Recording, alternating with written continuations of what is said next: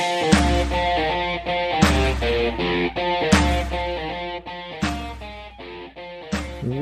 to the Two Geeks and a Microphone podcast, your one-stop shop for television, movie, video games, comic books, book reviews, and more. Now, without further ado, here's Steven and Mike.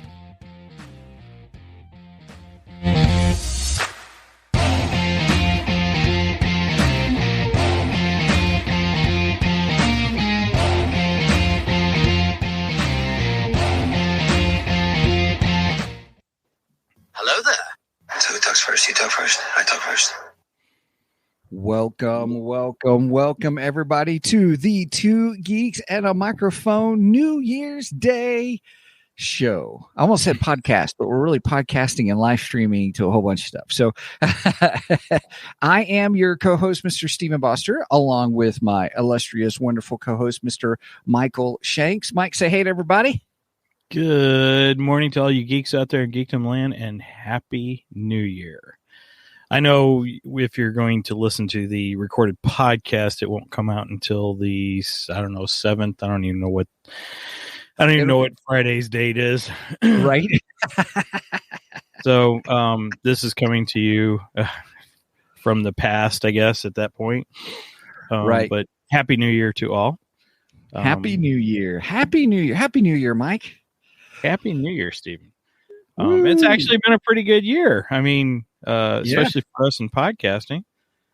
Yes, absolutely. It's been fabulous. So we are coming up. What is it? The 15th is our 1 year anniversary. Yes, the 15th is our 1 year anniversary. We will do a anniversary episode on that morning. We haven't decided a time yet. We might want to push that maybe till afternoon or evening or something to see if we can get more viewers for that. Something for us to talk about off the show, though. Right. So we haven't figured out all those details, but on the 15th we will definitely have a live episode celebrating our 1 year anniversary. We got some special things planned for it. Yep. Yeah. So yeah, just have to tune in for that. Yeah, I'm excited. I'm excited about what's going on and some special little things that we have for that. So if you're able to join us, keep on the lookout on January 15th. It will be our 1 year little spectacular. It'll be spectacular for us.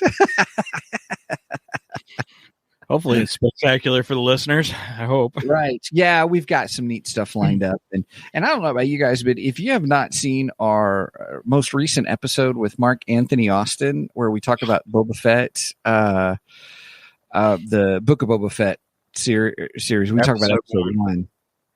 He is hysterical. And I'm just gonna spill the beans about something here real quick about that. Is before we started the show, Mark leans in on his microphone and into the camera. He goes, "Hey, nobody said I had to be sober for this, right?" Yeah, he said, "No, it didn't state in the emails that I had to be sober for this, right?" Right. And I started laughing. I says, "Oh yeah, well, yeah, you're right. Technically, I never did stipulate that." Right. I hadn't really thought of that. But nonetheless, he was fun. It was a blast. He was. So if you get a chance to listen to that, everybody, it was actually a blast. It was a lot of fun and got some really interesting insights, even from Mark, just his opinion and his viewpoint on the show. And so it was good. I appreciated that. So let's see. Mark is a good guest. He really is. He is a great guest. I really enjoyed it. Well, real quick, a couple of some housekeeping things today. We are going to talk about Wheel of Time Season 1 on Amazon Prime. We are going to discuss that. But if you want to check out more about Two Geeks and a Microphone, our website is twogeeksmike.com. Two Geeks Mike, the number 2, geeksmike.com. That's kind of our hub for everything else. So for our Facebook, YouTube, Twitch page, everything is there. If you want to contact us, our email is show@twogeeksmike.com. And if you want to support us, buy us a coffee on Ko-fi. It's funny, it's kind of like Patreon, but it's a little bit different and stuff. So yeah, you can buy us a coffee, Ko-fi.com/2 geeks, and we're on there, and our page is on there, and so check that out. Also, we have our merch page that you can get all kinds of fun 2 geek stuff like shirts and mugs and all that. So if you'd like to help support us with that as well. Okay, man. Well, so what's the game plan for today, Mr. Mike? Well, this is more your topic. Yep. This is one that you wanted to do, and I'm happy to oblige to this. Thank you. I had never heard of the Wheel of Time until you brought it up. This was completely new to me. I thought it was pretty good. I for the most part enjoyed it. I've never read the books, so I had no anticipations for this whatsoever. There, so Stephen. Yep, here's my book. Eye of the World is book 1. I've only read, well, technically I started reading it, then I got the audiobook, and then I listened to it while I was, doing yard work or, riding on my little, of course, my tractor mower thing and my little John Deere. And oh, do you actually have a John Deere? I do have a little John Deere mower. Yeah. Oh, cool. Well, Lee Leiniger would be very proud of you. Yes, he would. Yes, he would. I miss him. Someone posted Lee Leiniger was the church that Mike and I grew up in high school. While we were in high school, the Lee Leiniger was a great guy. He was our neighbor across the street where I lived, and a great guy. And someone posted him singing "Oh Holy Night" and shared it. That was you. You shared it, yeah, and I appreciate that. It was great to see him. I try to share that every Christmas because growing up, we always went to Christmas Eve services at FBC, and Lee always sang, "Oh Holy Night," and it was kind of a tradition. Christmas doesn't begin until Lee sings "Oh Holy Night." So, right. So I try to share it every Christmas. Yeah, so there's our little squirrel about John Deere. He always drove John Deeres, and he encourages to get John Deeres and that kind of a thing. So, absolutely. So then, so I would listen to the audiobook. Now, the audiobook we were talking is almost 30 hours. I mean, this book is. We were saying how many pages? Like 700 some odd pages, and it comes with a glossary. So. You got a little dictionary in the back to help you with who's who and what's what and that kind of a thing. So now you've only listened to the audio. You haven't read through the whole book yet, right? That is correct. I started reading it and I thought, oh, I'll get the audio book because I have an Audible credit and sure. I'll listen to it. So I started doing both. I would watch and read at the same time for a little while, up to the point. Listen and read. You mean listen? Listen and read. Did I say watch and read? Yeah, that's you fine. Watch. Yeah, well, I mean, we are talking about a TV series, so I just wanted to clarify. No, I would listen and read, and then I was like, well, I still want to. I was so involved in the story, and I really enjoyed the story. I was like, well, why don't I do it while I'm working, or why don't I, do it while I'm doing stuff around the house or whatever? So that's how I finished it. So I didn't have the book, and then it was kind of hard to find where I was for some of that. So. So I enjoy the story. Now, one of our listeners, Andrew, you're probably listening. Andrew, his dad is the one who introduced me to the Wheel of Time. Oh, and he had listened to all the audiobooks, not just once, and I want to say twice that he's listened to them. And I was talking with him last night, and he's starting to listen to them again. Because of the show. And I got his opinion about the show and stuff like that. So pretty pumped about that discussion a little bit with him because he knows the whole story, the whole big picture of the Wheel of Time. Maybe we should be getting him on as a guest. We probably should. He sounds like somewhat of an expert on this. And yes. I'm nowhere near an expert on this. I'm not either. But here's the thing. Being that I've read the first book and I was really pumped about this show, I wanted to get your opinion as someone who I knew hasn't read the book. What did you feel about the show? Because before we went on line live here, you had mentioned, man, there's some people who like the books that are really upset about some things in the show. Yeah, I watched some YouTube videos, and it appears that a lot of the fans of the book series are really, really upset.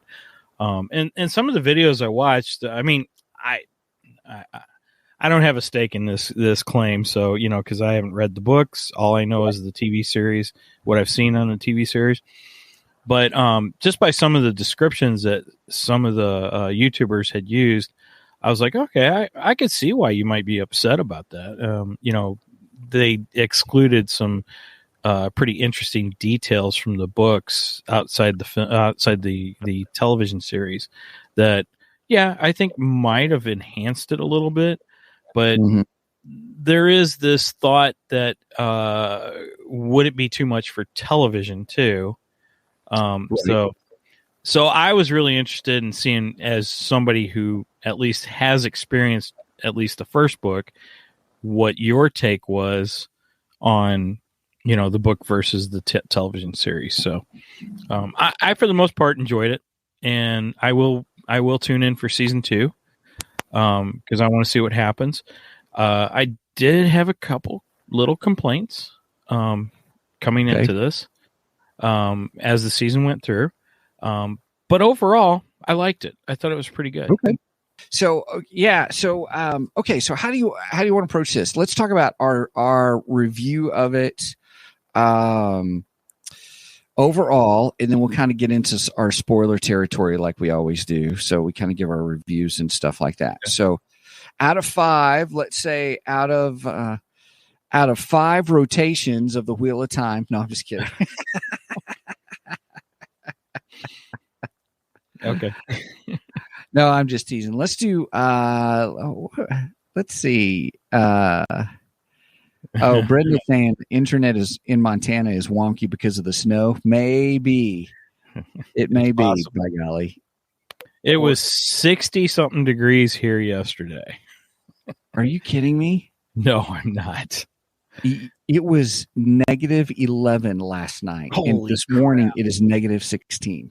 Oh my gosh. I don't even know what the temperature is this morning. And look, I know it was supposed to drop, and we got some rain last night, and I think they were talking snow for parts of the state, and I don't know. I think we're maybe heading into real winter weather soon.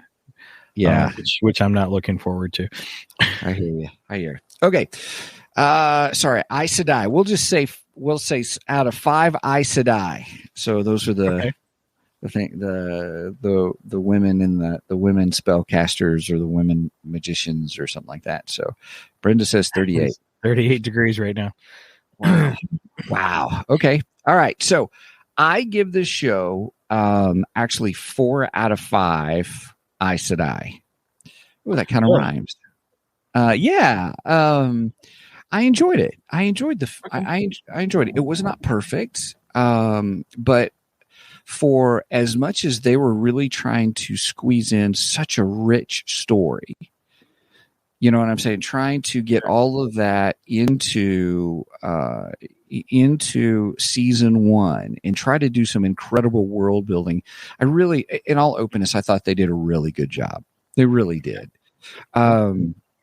They did change some things in the story a little bit, and they introduced some stuff from the other books early. So a part of me was like, well, okay, I get it. You're trying to get a story going. You're trying to build it. And they had some other things happen that they were trying to make the best of the situation and stuff. So in filming. So in all openness, it was a worthy first season. I thought it was really good. It was a worthy first season. I'm looking forward to kind of watching it again now that I've seen the whole thing. I thought what they did with Loyal, the Ogier, the big guy, was great. I like him. He's one of my favorite characters in the story. So it's really interesting. With him, I didn't think they used him enough, but that's just because I like him as a character.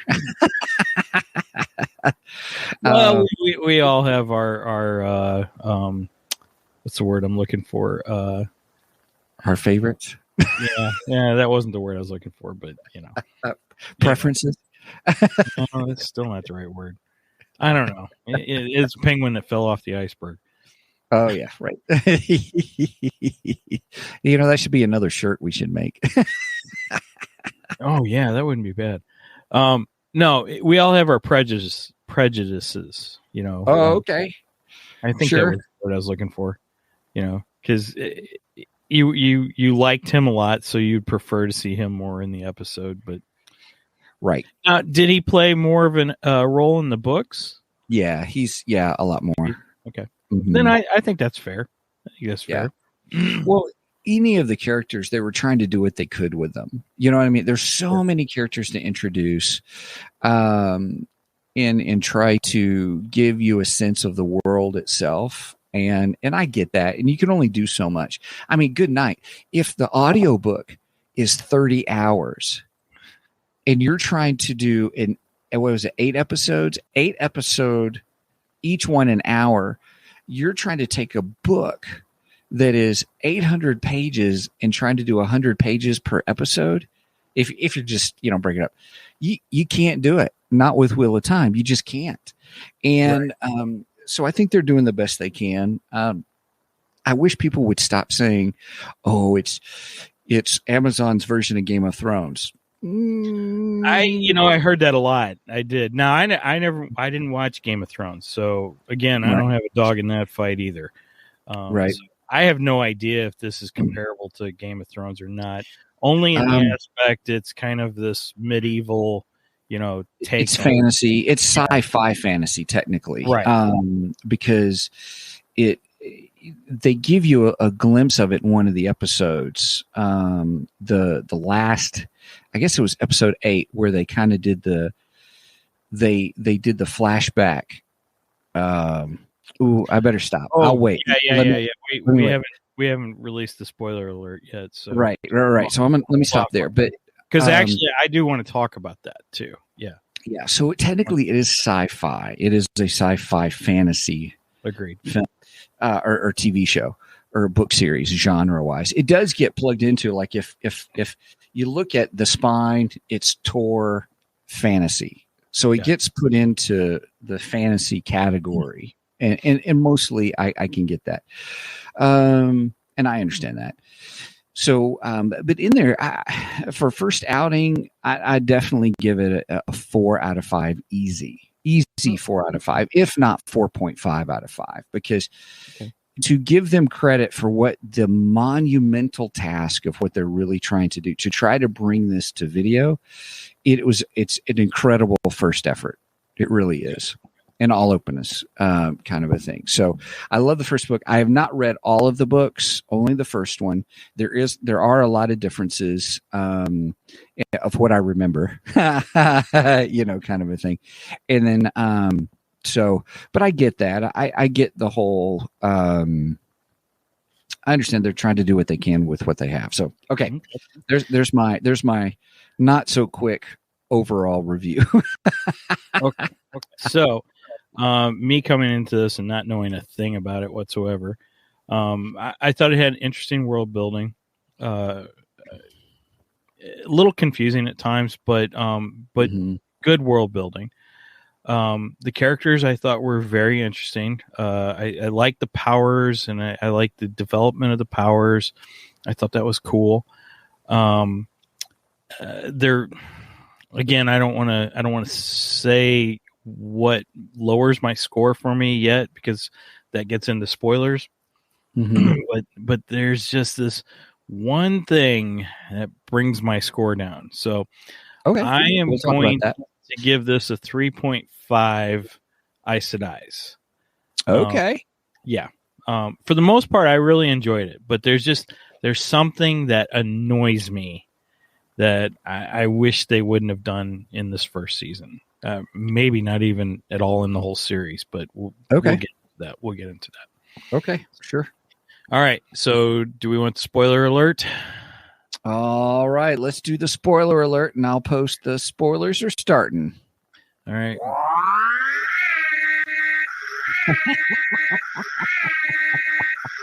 since it's not Star Wars, Right. We're doing Ghostbusters Skyrim. Here it comes. I love that.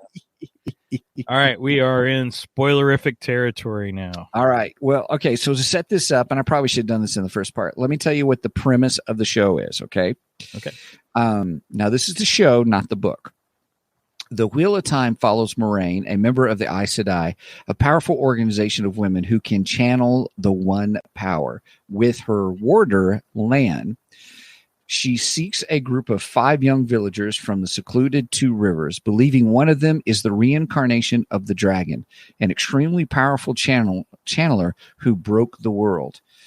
The dragon reborn is prophesied to either save the world from a primordial evil known as the Dark One or break it once more. So that's a fair premise. For me, in the first book, I thought it revolved more around who the dragon was going to become, which is of the characters, that's Rand al'Thor. Rand is the dragon reborn. Now I have to say, coming into this and not knowing the books, but learning as we went along that he is the dragon reborn, because we do find that out by the end of the season. Right, the end of 7. The end of 7, you find out. Yeah, right. Yeah, it takes you all the way through. Which I have to admit, going through the whole series, Brendan and I both thought that the Dragon Reborn was actually a combination of all 5 of the characters. The way they're playing it, I could see that. In the way they're introducing it, they're making it seem like there's something about all of the characters together. Now, the way the last episode went, I do believe that it is Rand. I am going to trample all over their names. Okay, that's okay. Just say Rand. Okay. It is let out that he is the Dragon Reborn, and I do believe that's the case. And I knowing that, I do think the series should have focused a little more on him, and a little less on the I don't want to say witches, because I don't really call them witches. The women, just Aes Sedai, the Aes Sedai in the a politics of the Aes Sedai. Right, a little less on the Aes Sedai and more on him, because he is supposed to be our hero, and they really play him down a lot, honestly. Yeah, and I don't know if that was just part of the, hey, let's try to get everybody guessing who it may be. You know, people who may not know the story. You know, now that's a possibility. I didn't think about that. Yeah, the book, in my opinion, follows Rand. I mean, it follows all the kids. And what's interesting is in the first book, they're only like 14 or 15, and yeah, they make them out to be much older, like in their 20s. Right? Yeah. Because the one guy, the one that seems to have the power over the wolves, he was married. So, but then again, that's going not in the book. Oh, it's not? Okay. Nope. But then going into like a medieval time, they could be teenagers and be married too. So yeah. That wasn't uncommon for that time period. So, I mean, I guess you could. The wolf part with Perrin, you get indications of that through the first book. And it's really good. I really liked it in the book. I was like, whoa. And I thought they did a really nice job with it in the TV series. I liked him a lot in this TV series. And I liked what we're seeing in the development of the power so far. But I tend to lean toward wolves is one of my favorite animals. Okay. Wolves and sharks. I like the predators. What can I say? And I like very dominant predators, and wolves and sharks are very dominant predators. Okay. I remember years and years ago, we were trying to get into a role-playing game of werewolves, actually.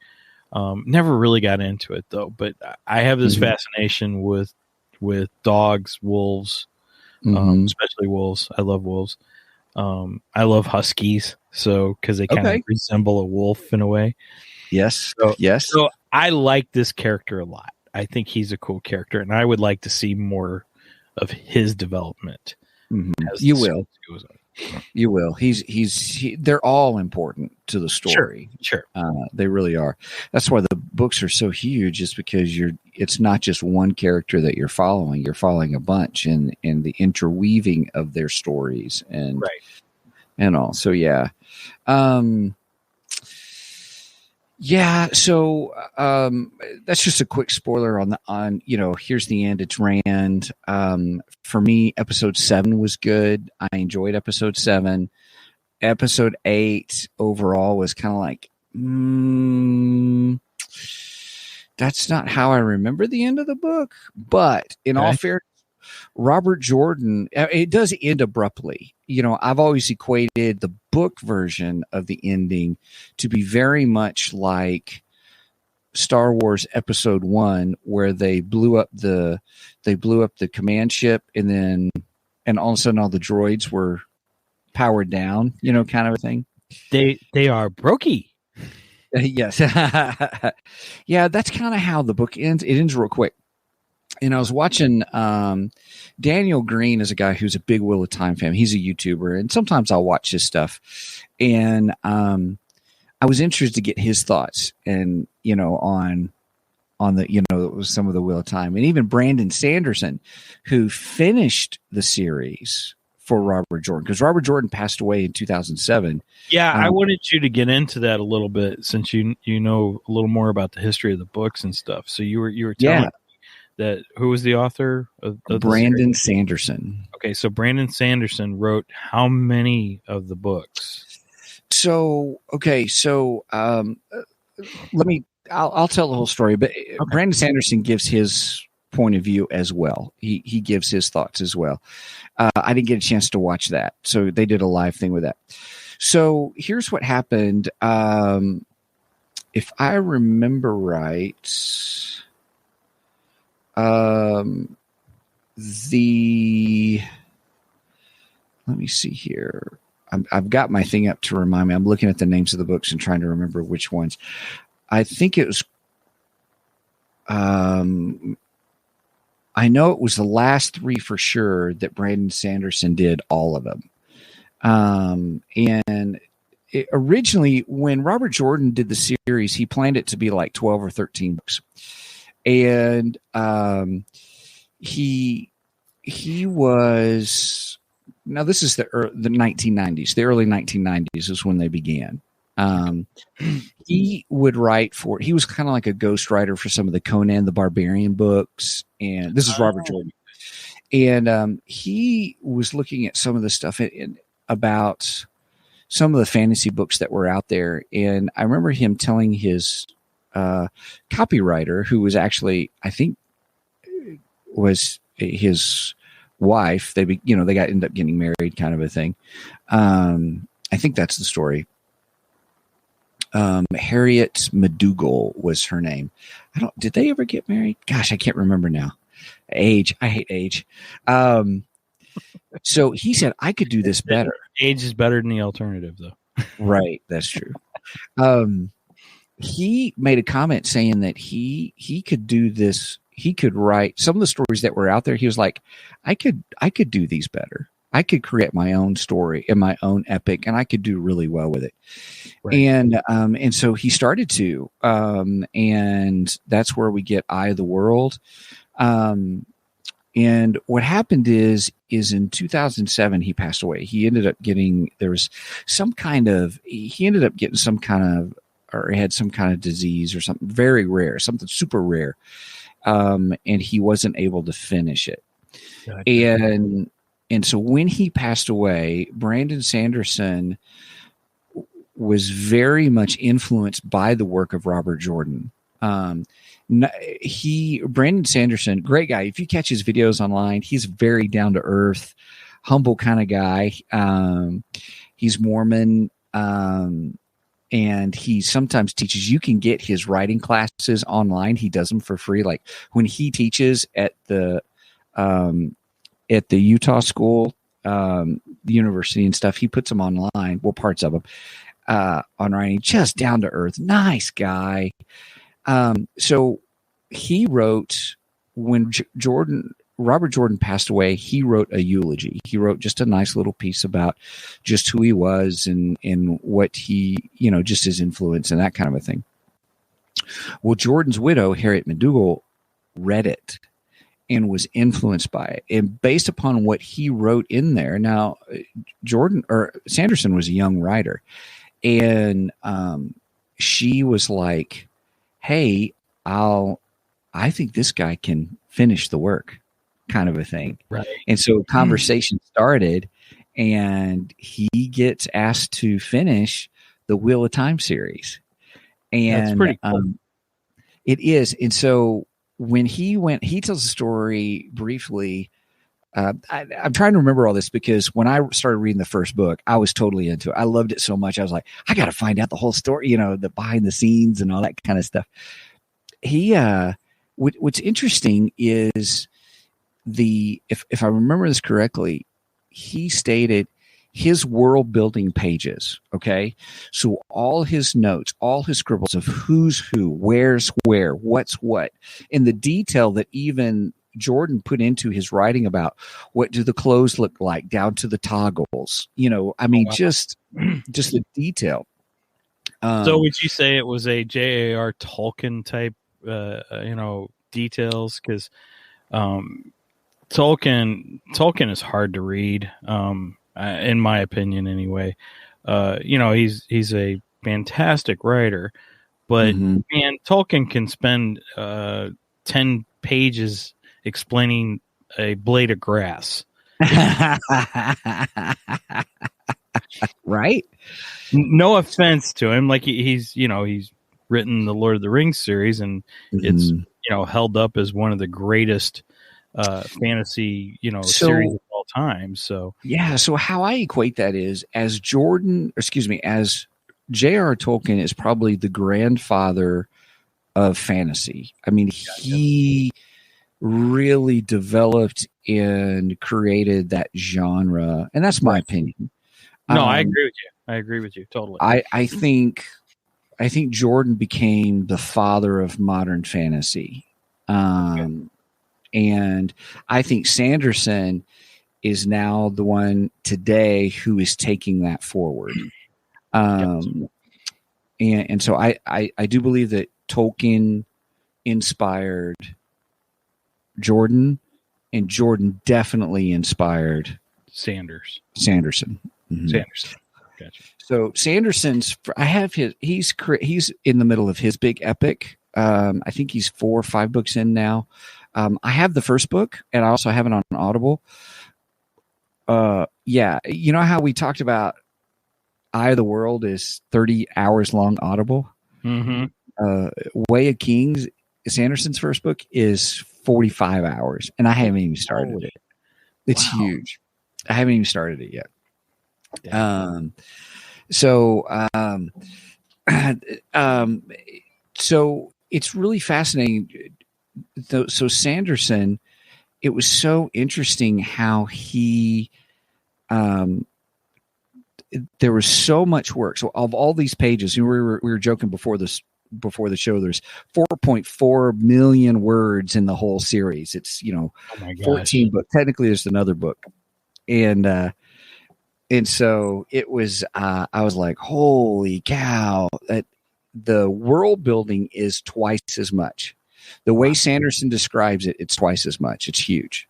So yeah. Wow. Yeah. So we just had somebody chime in, Teresa Simon. Is she correcting us on the pronunciation of Veshi? I do not know. Okay. Because she chimed in Vestech. Yeah, I don't know. Yeah, I don't know if she's telling us we were pronouncing something wrong or what. Anyway. Right. Okay. Right. So, in all, do you prefer the books or do you prefer the television series? So, each one is good in its own right. Does that make sense? No, I think So that's fair. if you really got into the story and you're like, man, I really want to know all the details, then and if you're a reader, because then read the books. If you are not a reader, the books are daunting, and I'm not a reader. Yeah. That's why I had to move to Audible. So See, I don't know if I could read them or not. I mean, I got to super get into it. I like to read. I do enjoy reading, but I really got to get into a book in order to keep my attention like that. So, I mean, the TV series might be the better way for me to go, but then again, I'm hearing a lot of things that I'm like, oh, well, that sounds a little bit better, from the book side of things. So, I don't know. Maybe an audio would be a good way to do it. Yeah, I know you're really into Star Wars books and stuff like that, and you're my go-to guy on the Star Wars books. And I don't know everything about the Star Wars books because that universe is ginormous. And I tend to play more in the legend side. Well, now it's the legend side more than I play into the canon side of Star Wars. But I do have my canon side of Star Wars that I enjoy of the books too. Like I'm trying to keep up with the Thrawn books because those are my favorites. Right. I'd say, how shall I say this? Because you enjoyed the series, the TV series. Okay. In general, I mean, you enjoyed it and stuff like that. We'll get into more of that here in a minute. Because you enjoy that, I would say just stick with that, because the books are so detailed and there's so much more to it. It may, it's kind of like the Harry Potter movies. I read most of the Harry Potter books, and I really got frustrated with the TV or the movies because I was like, oh, dude, you left out this part, and it's so integral to the story, and I'm forgiving for the most part on, hey, there's so much in a book you can't get it into a show or to a movie. Yeah, sure. I agree with that. There are some things, even within Wheel of Time, I was like, dude, why did you leave that out? That was an important part of the story. Right. So that's where I'm like, well, I just stick with a TV series and go from there. Okay. Because I know you've got all these Star Wars books that you're trying to read. Now, see, my daughter's big time into Harry Potter, and she's read all the books. She's watched all the movies. In fact, several Christmases ago, we ended up buying her all of the Harry Potters on Blu-ray. Nice. We actually watched all of them like in, I don't know, a couple weeks span or something like that. Wow. Okay. And for the most part, I really enjoyed the Harry Potter movies for the most part, but we got down to the last two, which I know was a two-parter. And I didn't like the last two as much as I did the other movies. I don't know. I felt they went in a darker direction with that part of the story that I didn't feel matched with the rest of the series. Right. Yeah. And I also didn't think that Hermione should have ended up with what's his face? Ron? I didn't think they should have ended up together. I think she should have ended up with Harry. Oh. And that's all for another show. Yeah, that's a different show. Totally different show. Just saying. I wanted to get it in there. Right. So I just, my opinion is if you really don't have time for the books, because the books are a commitment. I mean, you're looking at Eye of the World at being 29, 30 hours just to listen to. Dude, do you know how many Star Wars books I got to read? Right. So, well, we'll stick with that. Maybe I'll go through and I'll go through these and get ready for next year or whatever for the next Wheel of Time. But, well, now one of the things I wanted to comment that I'm hearing about the books is it says that the Aes Sedai, they in the books, everything revolves around color. So each one of them have a different color. They have a different role. Right. And they really didn't play into that at all in the TV series. And that was one of the criticisms I'm hearing from book fans of this series versus television series, that they're like, no, you should have incorporated the color. But now that brings about a question technical level of, would that be too much on the screen, so on and so forth. I personally, hearing about it, was a little intrigued and thought, well, that might have added to it, but there may be something to the technical aspect of that also. So, in all fairness, I thought they did a nice job in the TV series bringing it out. So they did show they wore different colors. There was a different purpose behind the colors, whether it was, war or knowledge or healing, they did bring that out. Now in the first book, I don't remember it being so pronounced in the first book, because the first book is really, here's these kids from this little town in Edmondsfield, and all of a sudden they're having their yearly celebration, I imagine it kind of like a harvest celebration. Well, I think it was called Bell Time, and they didn't quite explain it really well in the TV series, but all of a sudden it gets attacked by Trollocs, and how did they get there and all that kind of stuff. And, and then here's these kids that have to take this journey, and they're trying to get to the Aes Sedai capital, or their location, where they're at. The White and Tower. It's all about that journey. And so they introduced some more things. Again, as I said, I think they brought in more stuff from the books later on, books to try to introduce, to get people ready for more of the storytelling and world building. I would assume that they'll go more into detail about the colors later on, but there's only so much you can do. Sure. It's like, imagine, Lord of the Rings, you don't get as much, they try to create these books, and there's some characters they just totally left out in the movies. And again, it's just, you do the best you can with the time you have and the rules on trying to create those TV worlds, movie worlds, kind of a thing. You can only do so much. So I thought they did a nice job of introducing it.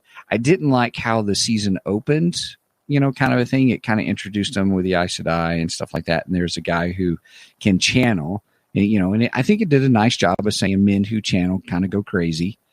I get that. Yeah, they alluded to that. Yes.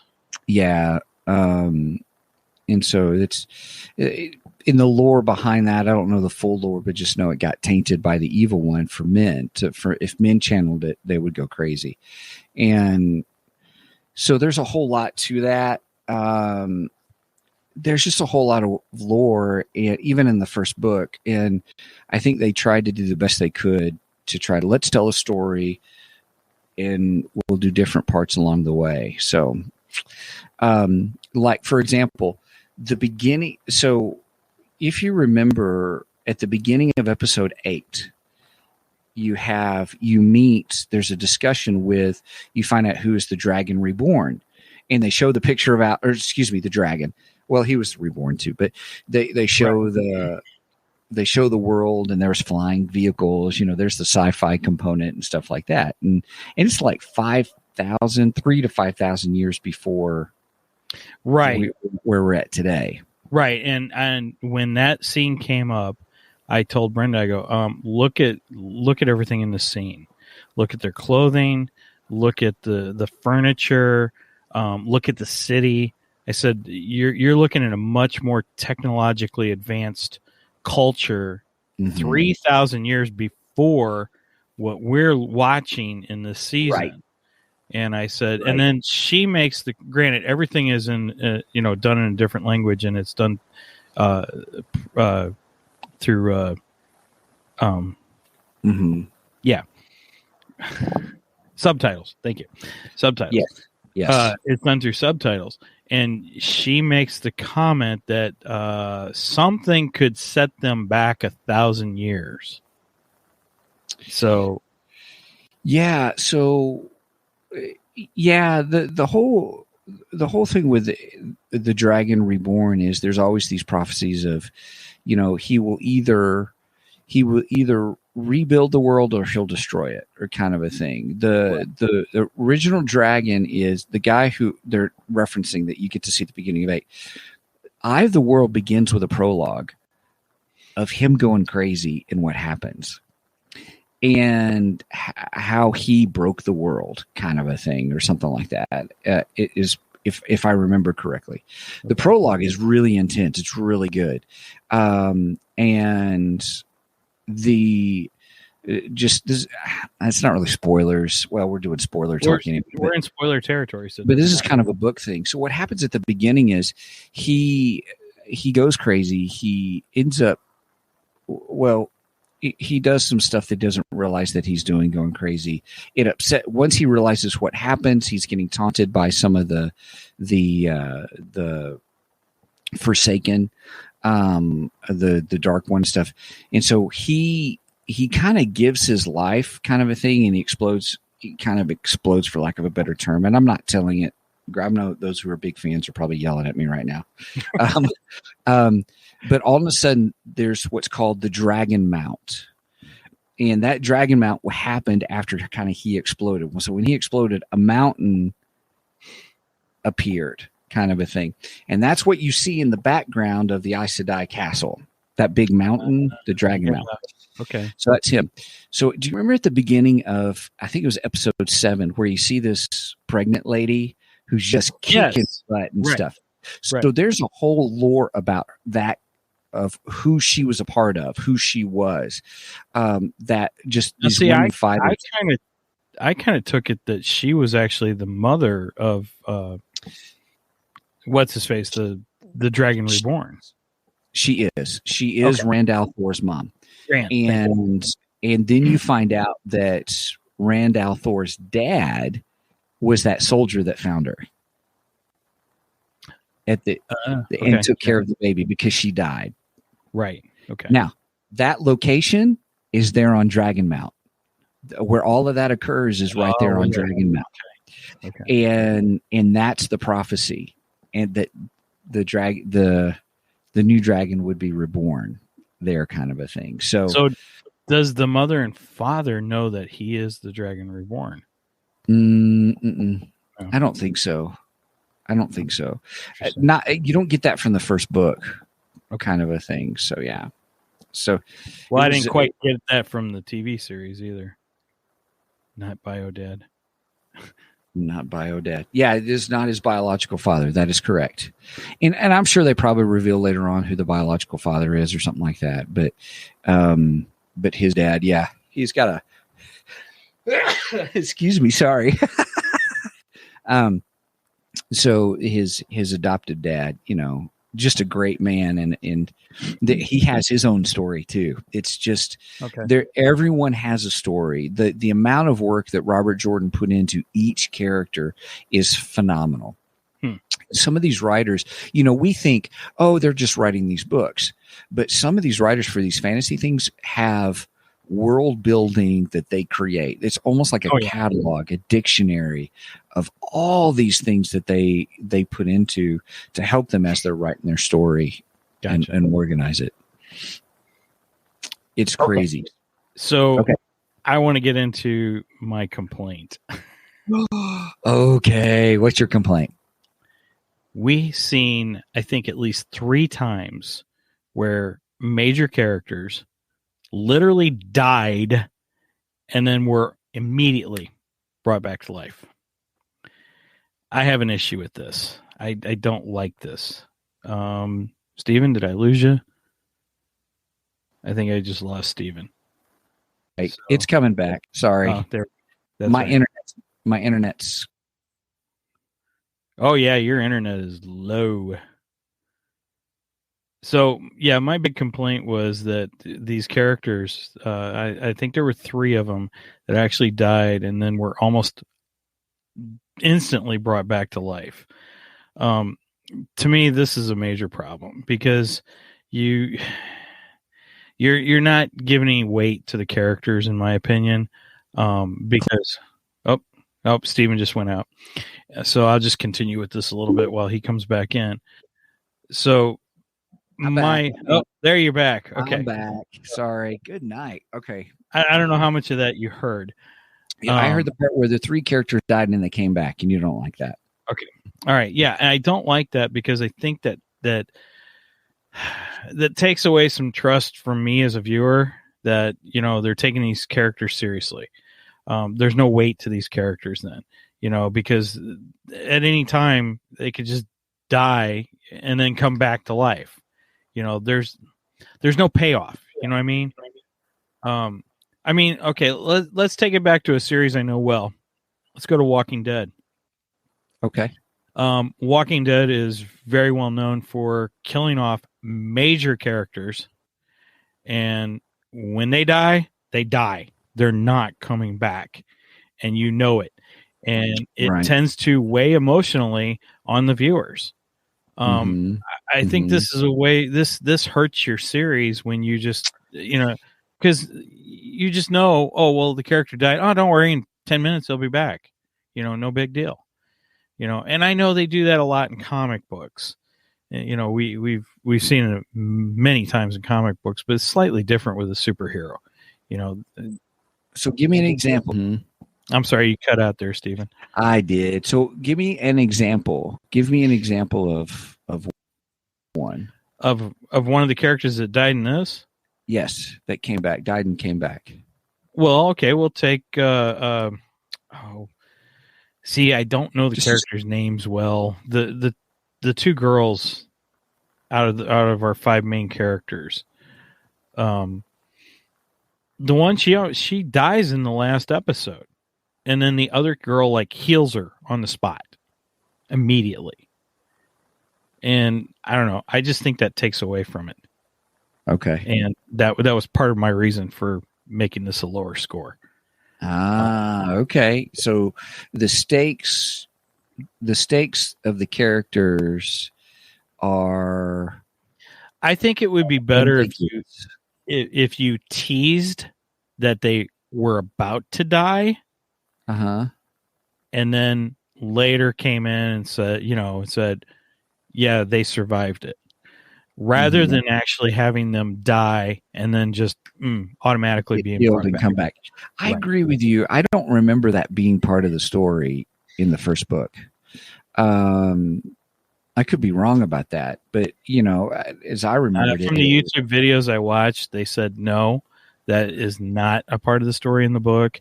Yeah. And then when she used her power to actually heal, the one video I was watching, she said that is not the way her powers work. Yeah. That is not stipulated in the books that her powers could actually do that. So that was something they done just for the TV series. And I just think, I don't think you should do that. It turns me off a little bit because I'm like, yeah, okay, well, they died, but who cares? They're going to come right back, Right. Right. And you do it once, okay, that's forgiving. But once you've done it multiple plot times in the same season, yeah, it gets redundant and you shouldn't do it. That is lazy story writing right there. Okay. So, all right. That's my critique. That is my critique. I like that. In all openness, I'll have to agree with you because at the beginning where Nynaeve gets taken off by the Trollocs, I was like, oh, right? What just happened? Was that? Let me double check something real quick. There was, Nynaeve was the girl that played the Wisdom, where she gets taken off by the Trollocs. I'm thinking, I was like, she's got a big part to play in this story. What's going on? And then with her showing her abilities, I don't remember that in the book. With the Dragon Reborn, or the guy who they call the dragon, the false dragon, kind of a thing. Right, yeah. It was interesting. It was good. That was a great scene. Don't get me wrong. I enjoyed the scene. Lan gets his throat cut, and then she's like, no, and heals him, kind of a thing. Everybody else, kind of thing. Almost everybody else. I think he was almost dead. I don't think he was dead. The Princess Bride. As soon as I said it, that's where my brain went. He's mostly dead. He's mostly dead. Mostly dead. He's not all dead. He said true love. He said true love. Right. Right. So, Brenda said, yeah, she's the one who died. well, Egwene was the one who died at the end. No. Nynaeve died. You're right. She's right. Nynaeve died at the end. And then Egwene brought her back. And for those who are saying, yeah, that's not her powers, the whole first book is them just finding out who they are in realizing that there's something special about them. And yet they all have some kind of part to play, but you don't know what it is. There's a lot of intrigue in it. Right. And stuff. So yeah, I would say, I'll agree with you. I understand that. That's a valid point about, people are dying and coming back, kind of a thing. So like I said, I think I could be a little more forgiving if it just happened like once during the season, but we've seen it like 3 times, and I'm like, that's redundant. It just, I don't know. It takes away from it, in my opinion. If you do it once, okay, that's fine. But right. I think that's fair. Yeah. That's good. I do want to talk about one thing. One of the other changes that I realized was because of what was happening with the show production. But Matt, what did you think of Matt's character? He was the guy who stole the knife, and the knife kind of possessed him. Oh, yeah. I mean, in the beginning, I don't know. I was kind of about him. But as we went along, you can tell he's got this dark side. And I don't know if that's partially because of the knife and what the knife has done to him, or if he actually does have a dark side in him. And I think that added something interesting to his character as we went along. So yeah, I like that. I want to see where he goes. And again, does that play into our thinking of it's going to take all 5 of them and their powers? I mean, where does he play in with that? Because it seems like if he has any powers, they're more falling on the dark side. I say dark side to be, for lack of term here. Not comparing it to Star Wars. Right. We'll just say dark side. There's the dark one, right. Well, yeah, we have the dark one. That's true. Who is in all openness kind of like the father of lies. He's the guy who's, in our culture with Christianity, you would call him the devil, kind of a thing. He's the one who's manipulating stuff all throughout the whole series. Now, about the dark one, the one that goes up against, again, I don't know their names, Rand and Moraine. The one that goes up against him, he isn't actually the dark one. No, he's not. Okay, he's kind of like a. He's one of the Forsaken. So if we were playing a video game, he would be the one you have to get to get to the big boss. You have to get through him to get to the big boss. Right. If we were playing video games. Yes. Yeah. He's the boss before the big boss. Right. Okay. He is one of the Forsaken, and you get a glimpse in the first when the one Aes Sedai dies and her warder, or her protector, that guy was really sad, and he was saying this prayer and this old prayer, and it was really about protection. Yeah, okay. Well, all those little figures were representations of the Forsaken. The Forsaken are kind of like if you in Lord of the Rings, you have Sauron, who's the big bad, and he had the Nazgul, who were the human riders, the guys who were human who ended up becoming they rode the little dragons, and they were, had the blades and the really creepy guys going after the ring kind of a thing. They're knights, for lack of a better term. That's kind of how the Forsaken are. They're guys who have given up their lives to have eternity, but they're they're kind of tied to the Dark One, kind of a thing. Right. We see Rand in the book. Rand battles one of them in the book, and before he. It's funny that you mentioned that, before he meets, the Dark One, kind of a thing. So it's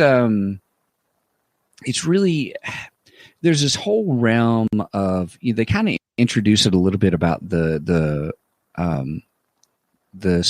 dream world. And we think sleep and dreams, but it's a little different than that. And it's kind of like being out of body experience. Right. They kind of have moments of that in these episodes, Mm-hmm. where like Rand, when he has that moment where he pictures himself with the one girl, and they're married and they have the daughter, and it's almost like the perfect scenario for him and everything. Mm-hmm. And then he realizes, wait a minute, none of this is real, and he's actually asleep. And then she's holding him with the knife to his neck, telling the evil, well, he's not the evil one, but the whatever his name is. Anyway, what was his name? Hang on a second. His name Ishmael. Yeah. When she's telling Ishmael, if he doesn't choose the right path, I'm going to choose it for him. Saying right. She's going to slit his neck. She's going to kill him. Right. So she doesn't want to risk the world breaking again and going back, 1,000 years, kind of a thing. But so, yeah, we get those moments of the quote unquote sleep, where they're asleep and they're seeing different things and almost different worlds and stuff. So, and we even see that with her, because she's asleep at some points of this too. So, and I thought those were interesting. I like. Yeah, those. it's a big deal within the realm, within the storytelling, that there is this whole part of that supernatural dream world kind of a thing, which is a big deal. And also, yeah. So, and you saw the way the cinematographer tried to show that in episode 8 was what was happening in the room at Eye of the World, and then also in the dream world at the same time. Yeah. Kind of and that was okay. That was neat and stuff. I just remember it being so different in the book, and how it all played out. So, and the more I think about it, the more I'm getting over myself on, it's not like the book, and just enjoying it for what it is. And that's why I really want to get your opinion on it all, because, and I appreciate you taking the time to watch it, because I really wanted to see, okay, here's someone who hasn't read the book. What did you think about the story? What did you think about what you saw? Because my first concern was, like we've talked about in some other things, on if you don't know the lore, was it hard to pick up what was going on as the story progressed? Well, now, okay, being a Walking Dead fan, now I went into Walking Dead not really knowing anything about the books. I hadn't read the books. I didn't start Walking Dead until a couple of years after The Walking Dead had gotten really popular. And I just happened to be, I was looking for something to watch on TV. I found Walking Dead, and I'm like, all right, everybody's raving over this show. Let's see what it's all about. And I watched the first episode, and I was hooked right away. I'm like, this is really intriguing. I like the story. I'm like, okay, so it's hooked me in. And I've continued with it. I have read the books. I mean, the graphic novels, the comics. I've read I have read a couple of the novels too, by the way. And it's interesting in the Walking Dead world, even the novels differ from the comic books, which differ from the TV series. They all have different interpretations of what's going on. Sometimes certain characters, like for instance, Daryl is one of the most popular characters in the TV series, and he's never even in the comics. The character's not even in the comics at all. And the comics are intensely popular. They're huge. But I read the comics, and again, I was a big fan of the comic too. But I'm like, I can see a value of the TV series being different from the comic books. in the fact that if you read the comics, I had an idea because when I started reading the comics, I actually got caught up to where I was in the television series, Mm-hmm. and I would get to points and I'm like, oh, these guys are coming up in the TV series. So if you read the comics, you kind of know what's going to happen. Okay. But the good thing about the TV series where they change it is if you're a fan of the comics, then you may not totally know what's coming.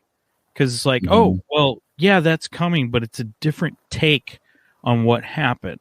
And then they might do it a little differently.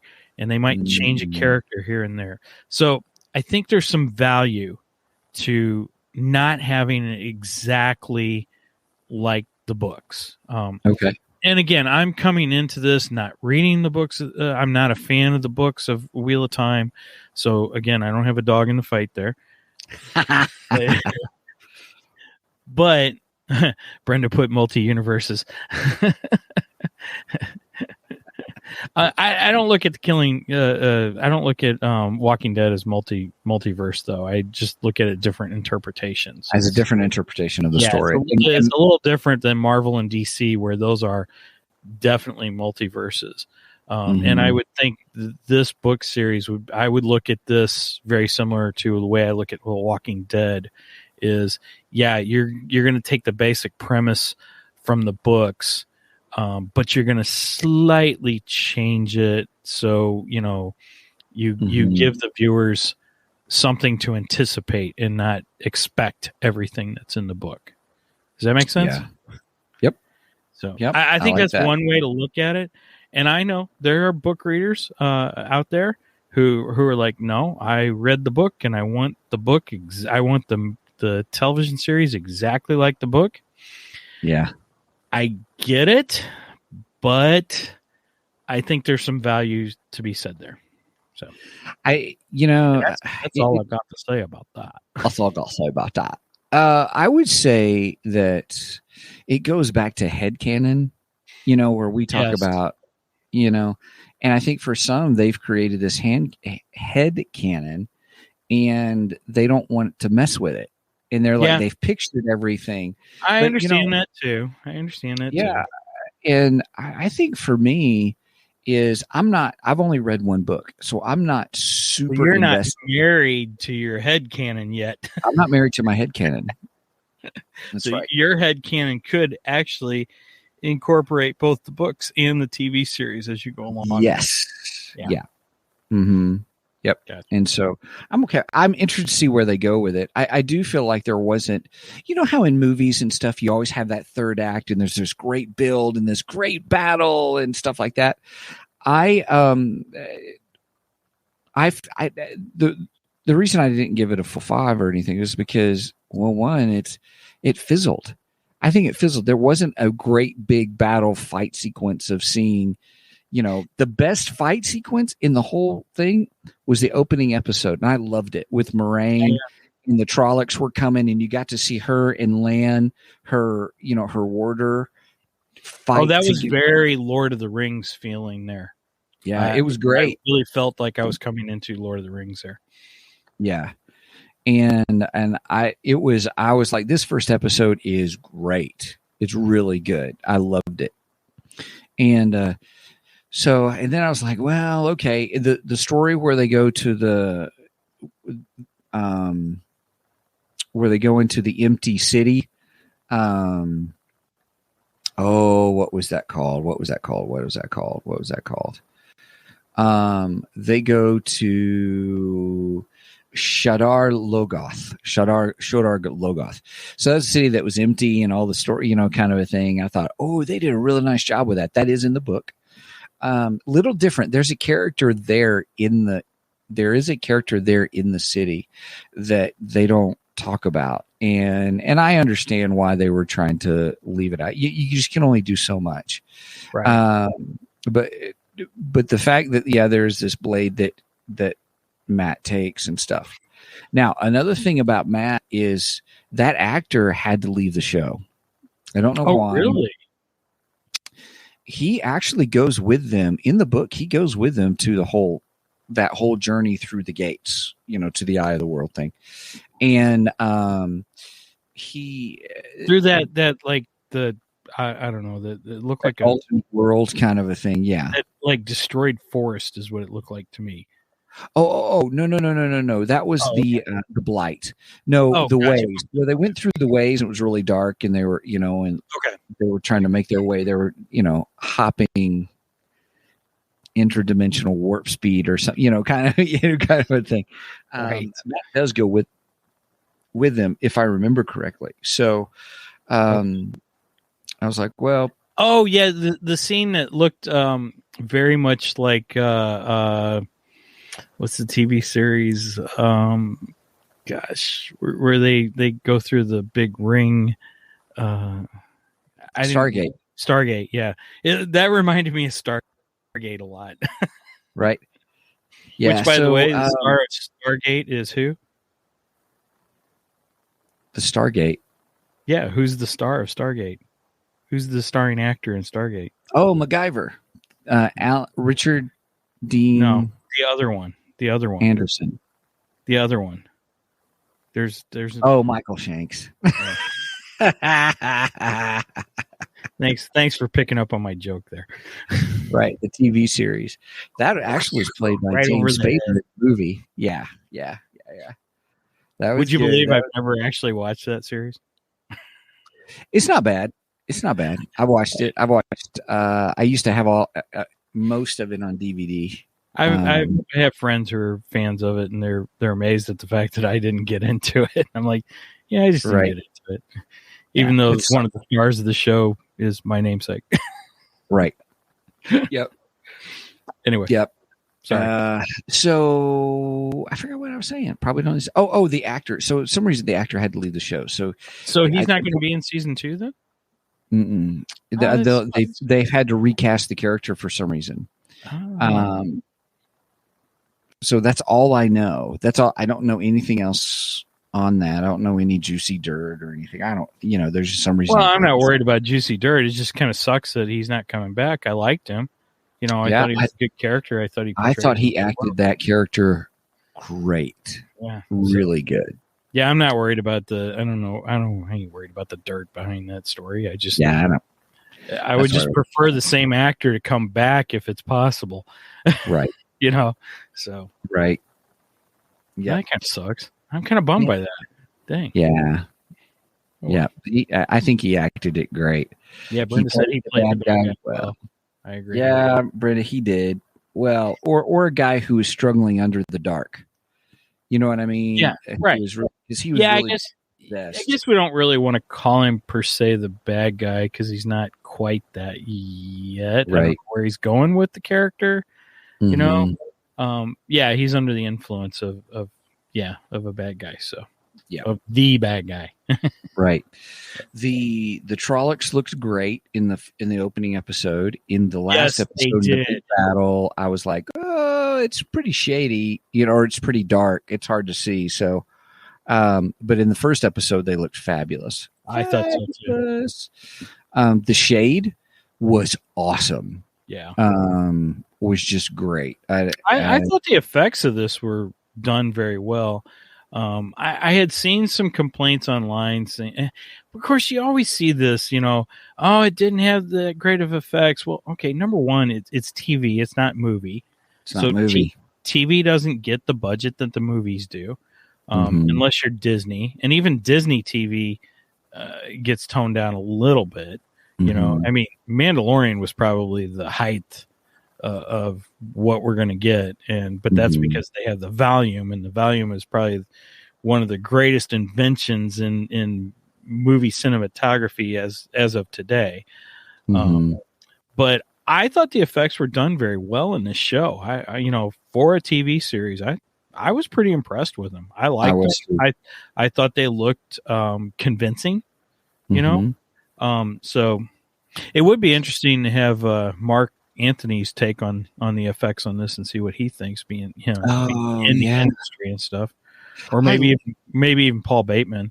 I'm sure they can get some great insights on that. But me as a as a viewer and somebody who doesn't have the knowledge in that, I thought it looked well. Yeah. First episode was a great opening. I think I heard a rumor it was like 10 million an episode. Wow. Right, which was huge. People are like, what? Or maybe that's for their new Lord of the Rings thing too, because Amazon's doing Lord of the Rings as well. So yeah, I haven't heard good things about it though. I haven't. I don't know anything about it. It'd be we'll weigh that one as it comes out, and we'll see where it goes. We'll see where it goes. Yeah. So it'll be interesting. You know, I hope Wheel of Time is able to carry the story through. Really, because it's really, in other words, they get their 8 or 9 seasons out of it, or however many they're going to do. I mean, realistically, you could do one book and have it all. 14. You could do 14 seasons easy. You could, if they had to do all of them. If you were doing like a season per book, yeah. But let's be realistic. Is a TV series going to last 14 years? That's pretty rare. Life cycle is very rare. Yeah, most life cycles 7 years. Walking Dead is now, I think, on its 10th season. I want to say. Yeah, but I've heard Walking Dead's they've already peaked. Well, Walking Dead's problem is they've overextended themselves because they now have up to 3 series, and I started watching the other 2. One of them I have no interest in at all anymore. I'm just like, yeah, I'm done. I don't like it. I can't stand it. The other one, when it started, I didn't like it. I didn't care about any of the characters. So like when Walking Dead, somebody died in The Walking Dead, it was like, I said, you as a viewer, you get emotionally attached to some of these characters. Mm-hmm. And in Fear of the Walking Dead, when it first started, like the first 2 seasons, they were killing off characters, and I'm going, yeah, okay, great, let's go on. I didn't care, Right. Like, oh, well, good. Right. Now we can get somebody better. And that's what they did. They actually did. They brought some of them in from the main Walking Dead, and they actually they kind of reinvented the show in like the 2nd or 3rd season. And I was like, yeah, I like this better. So I continued watching that, but the other one, I don't even remember what it's called now. I could care less. That one I just have no interest in at all. Mm-hmm. So yeah, I think Walking Dead is overextending itself. And so you're saying even if Wheel of Time was able to continue, they would have to do it in no more than 10 seasons, if not probably 7 or 8. I think so. Okay. I think you got to make plans to wrap this up in probably 7 seasons. That's just my prediction. So I would say for overall, going back, I do appreciate what you said about people dying and then coming back, in the show and stuff like that. That's good insight. I would say overall, for the first attempt to take such a complicated story, or in-depth storytelling, and try to make it into a TV series, this is a great first attempt or beginning. This is a great beginning. It could have been worse. It could have been better, but it could have been worse. I thought the first episode was a great send-off. So thank you. I do have to say thank you for taking the time to watch it for me. With me. Thank you for doing that, because I know this is not your normal cup of tea. No, it was okay though. I still enjoyed it, and the show isn't about everything that I like. I want to make sure we get things that you want to watch too. So when you said, I want to do this, I said, okay, well, this sounds like something you're, interested in. So yeah, I want to do it too. That sounds good. Yeah. Yeah. Thanks. Thank you. I appreciate that. So, I read the first book, and of what I remember of it, because, it's such a big book, and I read it like last summer. Was it last summer? No, it was the summer before. Wow. It was the summer before. So it's been a while. I probably should have gotten it ready and stuff. Now we can watch season 4 of Cobra Kai. Cobra Kai, yes. Okay, yeah, it came out yesterday. Well, we have to get back into. We got to rewatch Firefly. Yeah, that's right. Maybe I shouldn't say that. Let's just put it this way: we need to do Firefly for something coming up. Yeah, well, we've got a crossover event coming. You've already mentioned it. Yeah, but I didn't remember. I didn't mention our subject, so and I don't know if our podcast buddies wanted us to say the subject. So I hope I didn't give away anything. But we'll be fine. Yeah. Wait, what? Angie, thank you so much for your post. Angie said, "I want to say thank you for both of us to keeping her entertained last year." So, thank you. We've appreciated your support and also, and Angie's been great. Brenda loves Nathan Fillion. Yeah. Yeah, he my first interaction with Nathan Fillion was Firefly. So, yeah, I think that was mine also. Yeah, so I'm not going to say anymore.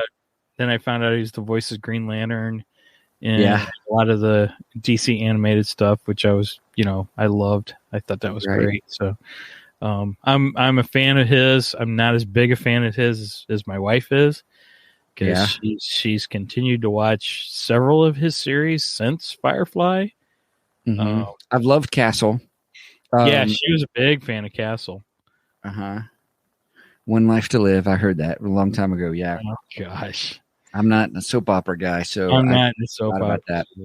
And then we're not talking soaps on this show. Sorry. You start your own podcast unless it's soap. I'll talk about the original soap with Billy Crystal and the TV series soap. Yeah. That's woo. The Rookie. I only watched the first 2 seasons of The Rookie, and then she loves The Rookie. Got busy with other things, so I watch it off and on with her. I'll be like, "Oh, what's going on in this?" and then I'll move on to something else. Right. That's like my wife, Kelly, with Grey's Anatomy. She's been keeping up with Grey's Anatomy for a long time. Okay. But I don't know if she's really got into this most recent season. So anyway, we do have a crossover podcast coming with the Nerdery and Murdery podcast, which is a very good podcast. If you have, it really is. They do a fabulous job. I recommend checking out their show. Yep. And besides that, we're going to be crossing over with them, so you definitely want to check out their show. yeah, it's gonna be fun. They're a hoot.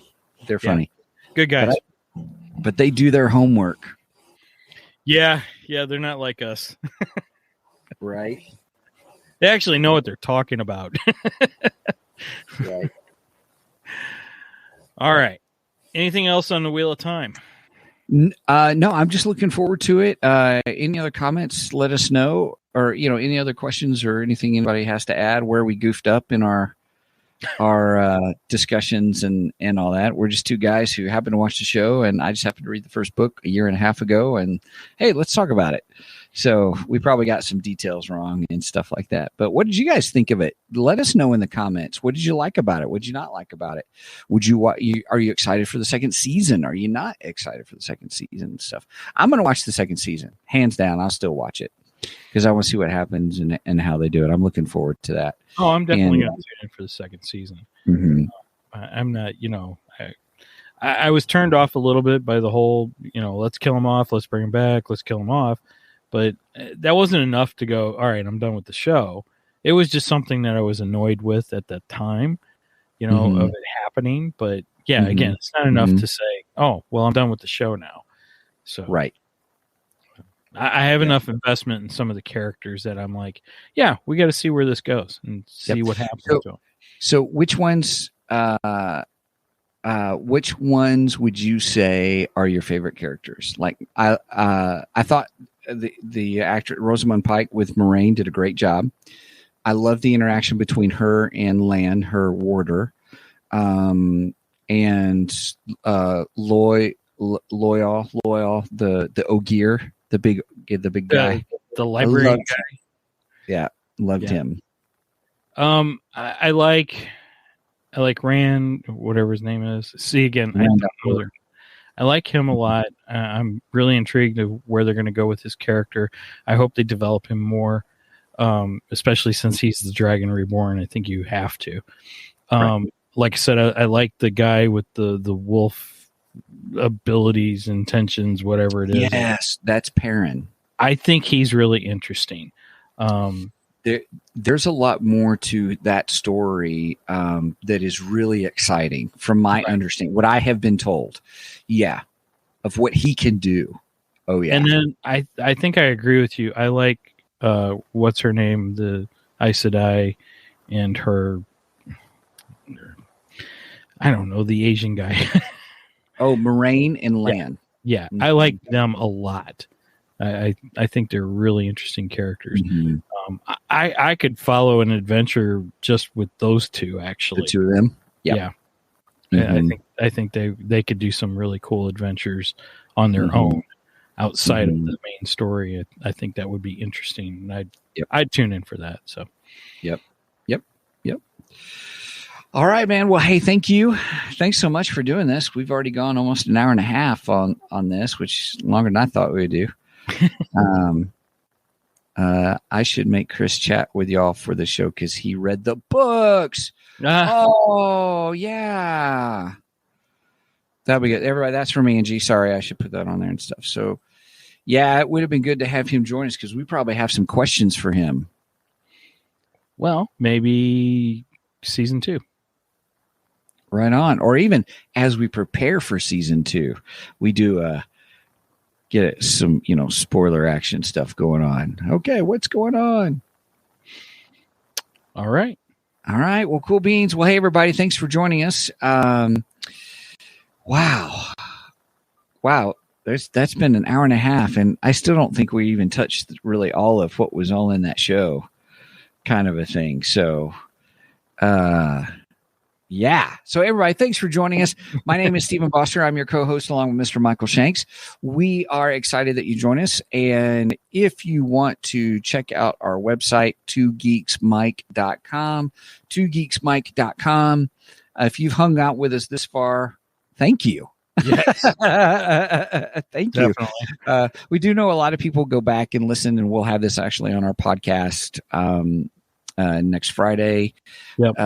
As well. We just do these live and just have a good time and interact with folks, and then we'll post it later. If you have comments, suggestions, or anything, you can check out our show at twogeeksmike.com. Or are you going to say, Mike? I'm sorry.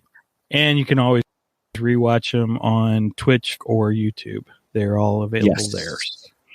They are, by golly. So we're kind of having fun. It's interesting doing this and all. And also check out our Ko-fi page if you want to support us. Ko-fi 2 Geeks. We use that money for our Lamborghinis. I'm just kidding. No, we do it to pay for all the stuff, how much it costs to do all this kind of stuff. I want a Diablo. You want a Diablo. Yeah. I want a Diablo.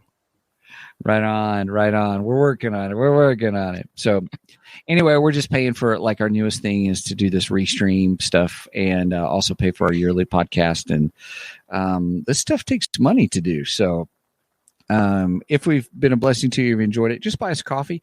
Minimal is $3. And that's kind of the cool thing about that. So, all right. Well, cool beans. Well, thank you so much. And Mike, I'll let you close us out. All right. With that said, over and out, and may the force be with you.